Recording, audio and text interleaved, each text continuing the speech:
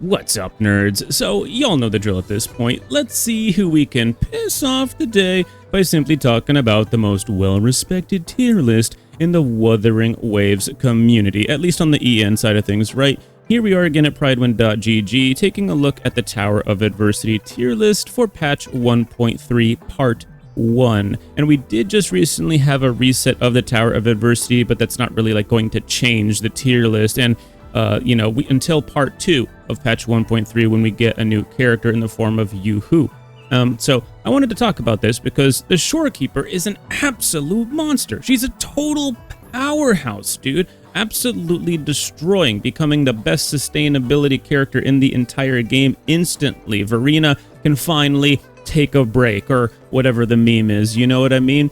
And in fact, I actually think that the Shorekeeper is like such an improvement, like she's just such a strong sustainability character that I think she deserves to be up here in tier 0 all by herself. Like, don't get me wrong, Verena is still very, very important to the meta. She's still very, very powerful, right? But she doesn't quite bring to the table what the Shorekeeper has, right? And we'll go over that in just a second. I just wanted to kind of reiterate this point here. We have a whole tier 0.5 that isn't even being used, and if Shorekeeper is just so good, like notably better, why wouldn't she be getting her own tier 0 like top slot like we have here with Jinzhou, right? I don't see why the same logic that we use with Jinzhou isn't being applied to Shorekeeper, right? Maybe we'll see in part 2 an adjustment and we'll see Verena drop down.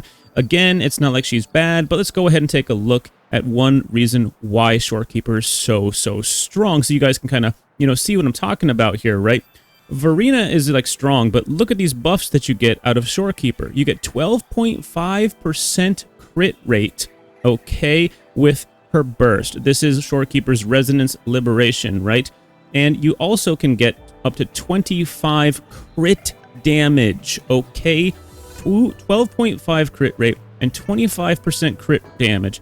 And all you have to do to get that is dump a bunch of energy regen onto her. And she gives that buff to all party members, by the way. All party members for both of these crit buffs. And that's obviously not the only thing that a Resonance Liberation does. It's just one really good thing that it does. Okay? So yeah, obviously she's going to, gradually restore HP for all party members, yada yada. Her skill even has damage output of its own. Restore HP for all for nearby party members and summon 5 dim star butterflies which automatically track and attack a target, dealing spectro damage. Bro, listen, Verena, listen. Verena's good and everything, but is she really bringing that same type of stuff to the table? Like, not really. Like, when you read through this, there is some extra damage that goes off, but it's nothing really compared to the buff that you get from the Shorekeeper. Like, this is obviously my personal opinion, but I've spoken to a lot of people about this, and they would all have to agree that, Shorekeeper is just notably better. So that's why I feel like she deserves to be here in a tier of her own above Verena. Don't listen.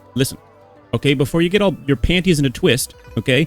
I'm not saying Verena's bad in any way, shape, or form, okay? I'm just saying Shorekeeper is better, and she deserves to be here at tier 0. It's a tier list, okay? This is exactly the type of discussion we need to be having. So let me know what you think about this situation, where you think Shorekeeper or Verena should be here in the top slot, or maybe, Verena maybe get dropped down a little bit here. Obviously, you do need 3 teams to clear Tower of Adversity, right? So Verena is still a very important part of the meta.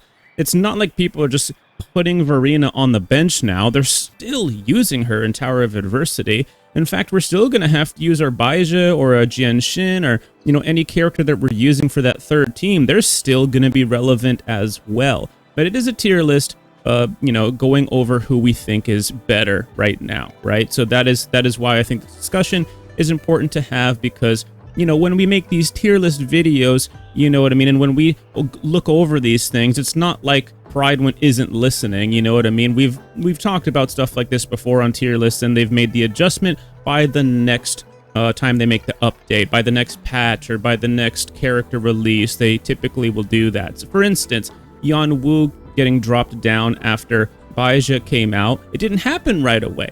You know what I mean? Baizha, or sorry, not Baizha, I'm so stupid. Zheji fits the, for a partner to Jinzhou so much better than Yanwu. She provides so much more. She basically does like what 2 characters could do for Jinzhou in only 1 character, right? But when she originally came out, Yanwu didn't get bumped down quite yet, right? It took until the next character came out before it was tested enough for that to happen, right?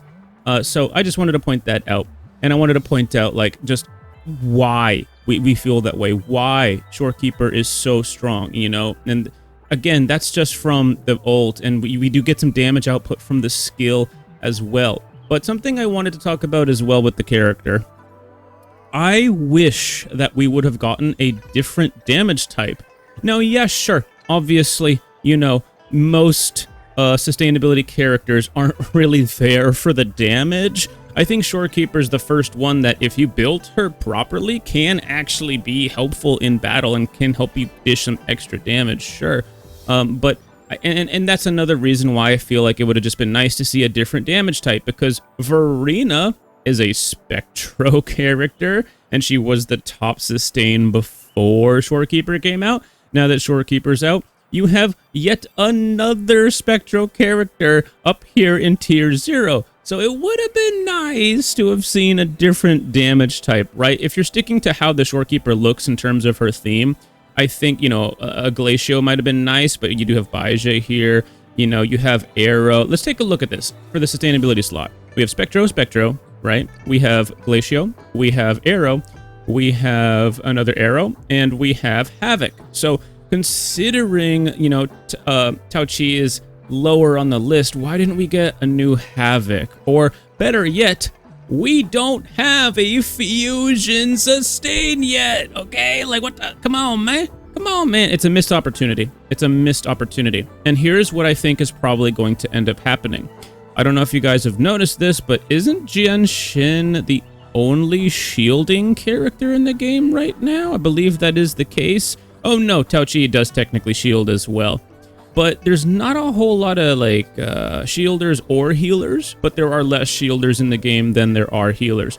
So my hope, and, like, I guess if I had to, like, make a pseudo prediction right now, I think that we might be getting a shielder that is a fusion character. So maybe somebody that has a similar kit to Jianshin, but that's more dedicated to the role of sustainability. Somebody that's not so multi-role, because Jianshin is the most, like, hybrid or, like, kind of dual sport character in the entire game. She can basically do anything you could want her to do. But because of that, in many ways, she's not necessarily the best character for any specific role. There are some characters where she is incredibly strong on. There are some teams where that is the case, but most teams you would put her on, she's not going to shine as well as somebody like Shorekeeper or Verena, right? That's one reason why she's, you know, so low on the list here. But she is being put on the list as a support, which I like to call sustainability. You know, if you had her up here in the hybrid slot like she used to be, she would probably be a little bit higher than she is here, because you know, she fits a multi-role. I think at least it's a weird situation, right? I think she would place higher as a hybrid rather than a support, right? Because as a support, she just doesn't have the juice. She doesn't heal as much, right? Sure, her shields are amazing, right? But she doesn't heal.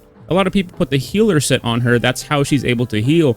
And because of that, that's why she's in this slot. But if you were to take that away from her and put her back in the hybrid slot, I think she would perform better there. And I think one day we might see that happen. Once we have more healers and shielders, you might see her move over back to this hybrid slot.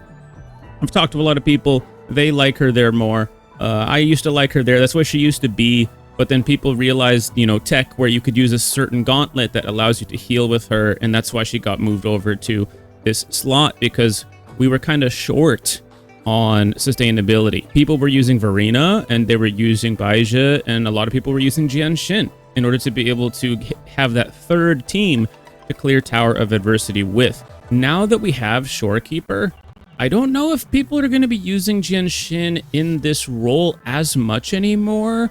or at least maybe once we start getting more sustainability, we might not see Jinshin utilized in this way as much, and she might become more of a hybrid character again someday.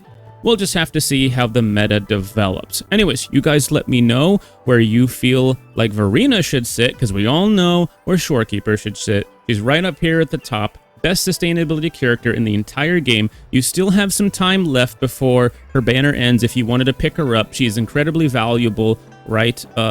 She's the first, think about this, she's the first premium sustainability character in the game. And when you look at how many characters we have for sustainability, look at the right, how little characters we have, look at the middle and the left, there's clearly just less sustainability being released. And because of that, you're probably not going to see another sustainability character released for a while. So this is a very, very valuable pickup. I'm not telling you guys to spend, but I am saying there's a ton of value here with this character. Like, in a way, one of, if not the most powerful pick you could make for your account right now, considering she's the first premium that we've gotten since the game launched, and we'd have no idea when we're actually going to get another sustainability character again. Anyways, let me know where you guys feel, or what you guys feel about these two, where they sit on the tier list. If you like this kind of stuff, consider leaving a like and subscribe, and I'll see you guys in the next one. Peace.